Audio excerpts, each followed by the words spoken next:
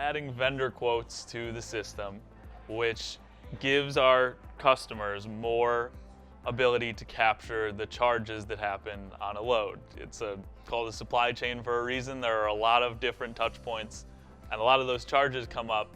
And right now we store them in the form of invoices, but a lot of people worry about the margin on these loads as it relates to not only the carrier moving the load, but also all those other charges that can come up. So we're increasing the ability to capture that smoothly.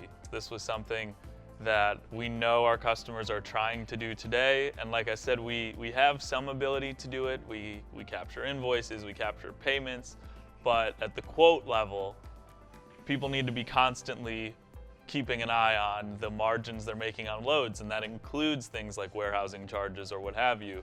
So we have a lot of customers who want to get quicker and more consistent with the upkeep of their margins, and this is the answer to those questions. Our customers have said it best. They've said we need to be constantly monitoring the margins we're making on loads, and if we're doing that when the invoice comes in, it's a little further down the road than we'd like to be in terms of reporting. They want to be up to date on the quotes that they have in the system, and whether they're making money or losing money on those loads, it comes down to shifts in prices, changes in quoting strategy, and so they need to be able to be more agile doing that, and this allows them to do just that. It's something that I think opens the door for simplicity in a strange way, as opposed to continuing to add more power to a feature like this. I think when it comes to quoting, you want to be able to track and visualize the financials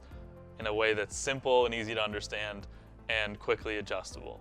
So this is something that, while it does add some increased complexity, anytime you're adding more quotes to the load, there's more to keep track of.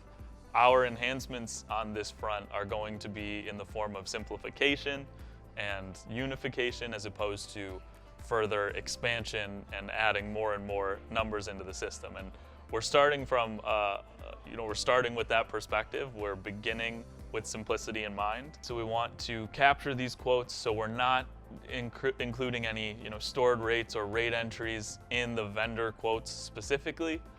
And that's just because, again, we want to capture these dollar amounts, but we don't want to add all of the background complexity in the setup that might not be what our customers are looking for. They want to track and keep rates constantly adjusting, but they don't necessarily want to have to build rate entries and build stored rates and set things up in the background just yet.